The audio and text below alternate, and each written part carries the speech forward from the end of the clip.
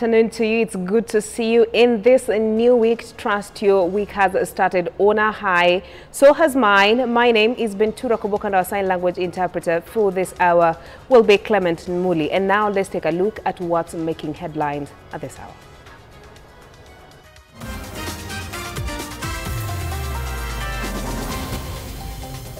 Energy CS Opiyo Wandai confirms Adani Energy Solution will develop key transmission lines and substations in Kenya, set to be completed between 2026 and 2027.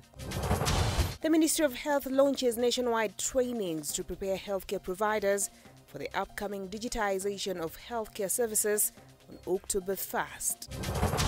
A family from Nyamwoso village in Ogunje sub-county is searching for their 3-year-old daughter who mysteriously disappeared in a suspected kidnapping after visiting a neighbor's home last Tuesday.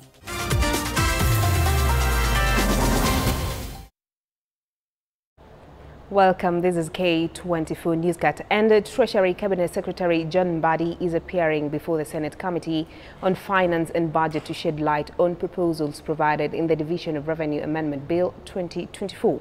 Senators will seek his input on the proposal to reduce the shareable revenue for counties from 400.1 billion shillings to 380 billion shillings in the current financial year. The counties can run a proper recurrent budget and a proper functions of government in those counties. They're not even in the development space. You know, even if you go to the KIPES one that could be debated, I think for the KIPES one is about 7.2 billion. That could be debated that perhaps there could be a developmental budget in those funds that were allocated in the previous, when DORA was passed. All those money are non-discretionary in the basic definition. If you look at the 4 billion that is for housing levy deductions, where will counties get that money to deduct? If you look at the National Social Security Fund, NSSF, that was the enhanced contributions, which again was a policy that came from the Treasury, it is 3 billion. It's a scientific figure and a hard figure. There is no way counties can get it from anywhere. The community health promoters, the commitment that had been made to community health promoters, we passed the bill actually when we were in Turkana, and we committed to these community health promoters in the grassroots. They have been recruited. The national government has got its own share. The share that the counties they must give is 3.2 billion. That's non-discretionary. Then the implementation of Doctors' Collective Bargaining Agreement, the CBA that was again agreed on, signed by the government, is the money that the doctors must get is about 4.8 billion. That is actually where that money is coming for, to 400 billion, up from the 385 billion that was there last year. So if you are arguing the case that national government's public debt, which is not discretionary, must be protected, then pension and constitutional services must be protected. And then a bit of recurrent budgets in the national government must be protected. What is the case for counties? So help me understand, CS, how was this number arrived scientifically? Where is this number 20 billion coming from? And then how do we deal with the pressures of the non-discretionary elements that then compute to that 400 billion? And then after that, we can have another conversation around the overall issue around the physical consolidation and how probably this bill could have thought about it better. Thank you so much, Senator Eddie. Before even I give it to Senator Boni, just to top up on what Senator Eddie has mentioned, In your presentation, page 3, the same, you've talked about the medical interns, the JSS teachers, which is very critical. But you are also forgetting to talk about the CHPs. The Ministry of Energy is holding negotiations with the various firms, including Adani Energy Group, Africa 50, and EDF of France to develop key transmission lines and substations in Kenya. However, the engagement with Adani Energy Group is in its negotiation stage. The revelation comes in the wake of uproar over the Indian firm taking over operations of the Jomo Kenyatta International Airport.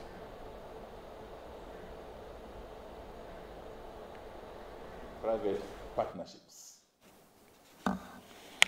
I know there are a number of questions that we all want answered. And when I talk about we, I'm referring to the public in totality. One is why PPP?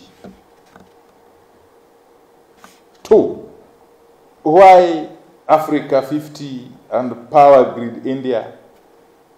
Why Adani? Okay? And so on and so forth. Three, why not an open tender? Four, and what due diligence is done? What kind of due diligence is being done? Now, Section 40 of the Act, this is the law that we made in 2021, and I was privileged to have participated in the enactment of this statute law in the National Assembly. Section 40 of that Act provides for what is referred as privately initiated proposals, while Section 42 of the same Act provides for steps on evaluation of submitted PIPs. At the same time, Section 43 provides for the preparation of the project development report, and so on and so forth. If you get time, please have a look at this piece of legislation in detail. It will give a very clear roadmap on how PPPs are supposed to be managed and executed. So we are not doing anything outside the law. And it is our commitment as a ministry to continue to operate within the confines of the law. That's the commitment I have to give the public. Now, for records, we currently have engagements with different players, like what I've referred to, the joint venture proposal between Africa 50 and Power Grid India. My colleagues here will go into details later, if time allows. Now, these two entities have placed a joint proposal. But on their own, let me just take you through what these entities at a glance look like. Elsewhere, Mbeere North Member of Parliament Geoffrey Ruku has outlined key priorities for Parliament as it resumes on Tuesday. Ruku emphasized that a key agenda will be finalizing the setup of the IEBC selection panel. He also plans to advance his bill to automate the election process, aiming to improve efficiency and transparency. In his remarks at Good Neighbor Church, Ruku praised MPs from Mount Kenya West for supporting Professor Kithure Kindiki's vision for Mount Kenya East and stressed the need to address development imbalances between the regions. Additionally, he supported merging the NGCDF with education bursaries.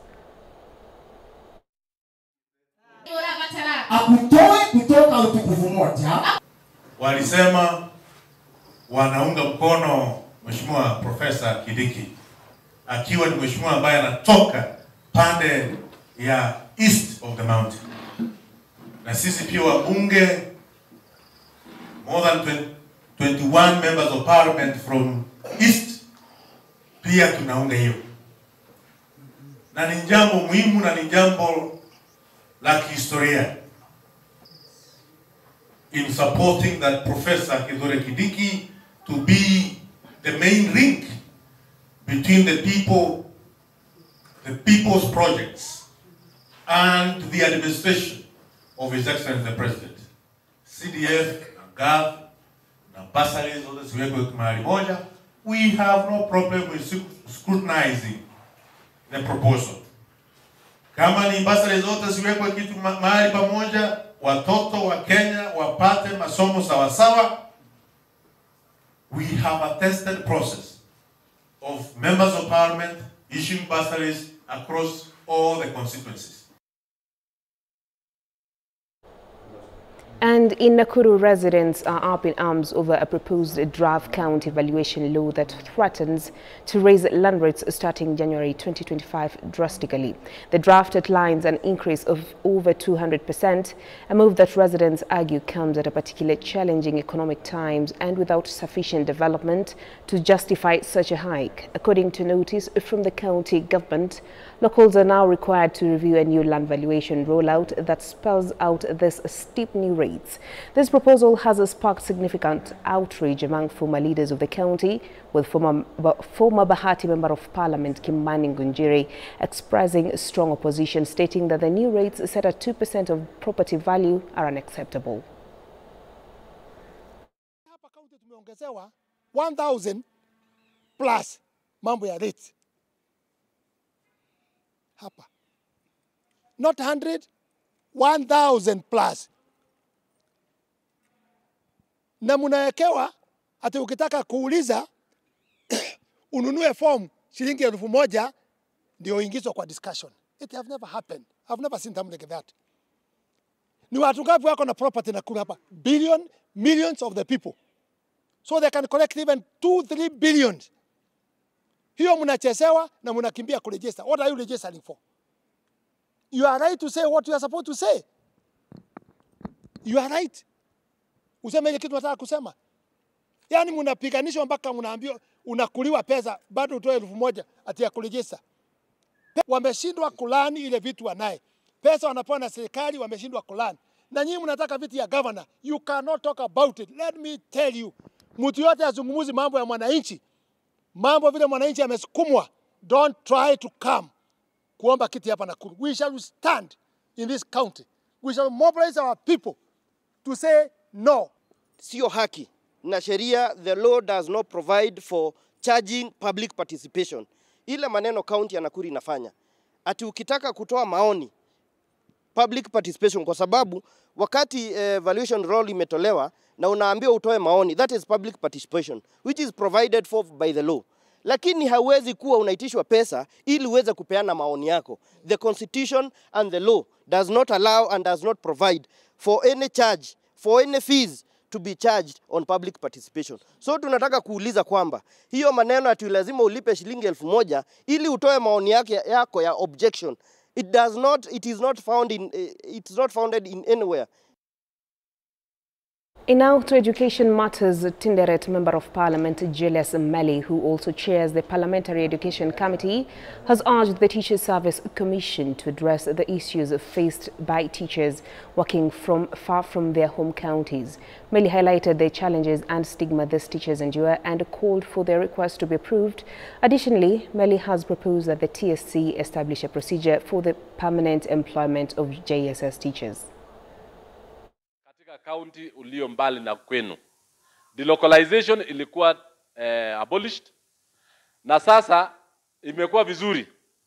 Teacher Service Commission watoe hiyo notice ya kwamba walimu wachache ambao walikuwa bado wako nje za kaunti zao wapatiwe nafasi warudi nyumbani kuanzia baada ya mitihani hii ya KCSE na KPSEA, wote warudi katika mashule zao ili waweze kufunza wanafunzi ili kumaliza shida na stress na depression, kwa sababu delocalization ili make families were separate.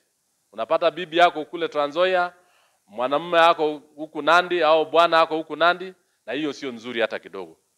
Mimi nafikiri tumesema maneno mengi juu ya walimu wa JSS.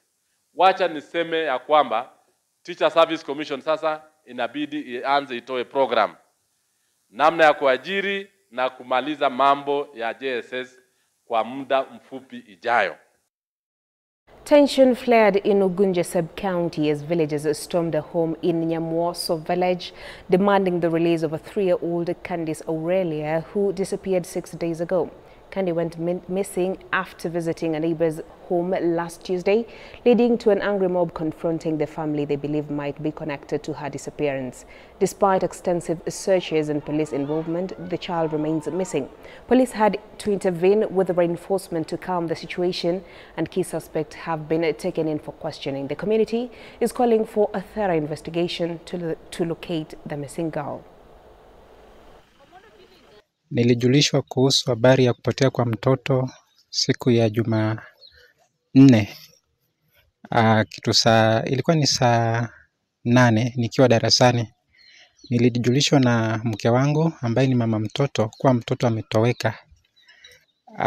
Nilihakikisha kuwa nimerudi ili nimsaidie katika kumtafuta mtoto. Nilipofika nikampigia assistant chief simu kumjulisha kuhusu kupotea kwa mtoto. Kisha nikaelekea kwa kituo cha polisi kule Sigombre ili niwajulishe kuhusu kutoweka kwa mtoto. Kufika kule waliniandikia OB, wakachukua statement, kisha wakanijulisha kuwa wataanza uchunguzi wao. Penye huko kama unasikia haya maneno, tunaomba usaidizi. Muingilie kati tupate usaidizi. Hatuoni kama mambo yanafanyika sawa sawa. Tunaona ni kama kuna mtu amelala kwa kazi yake. Na sisi wote ni walipa ushuru. Tunaomba usaidizi, serikali itusikie penye. Yote mwenye anahusika penye yako. Iwe political wing, iwe ni nani, tafadhali tunaomba usaidizi. Sasa sisi chenye tunataka ni serikali tusaidia. Tumeita polisi every now and then. Wakati tulipata sweta tuliwaita, up to now hata kuchukua hiyo familia for investigation wajafanya. Tunaomba polisi and the administration wafanye kazi yao watusaidie.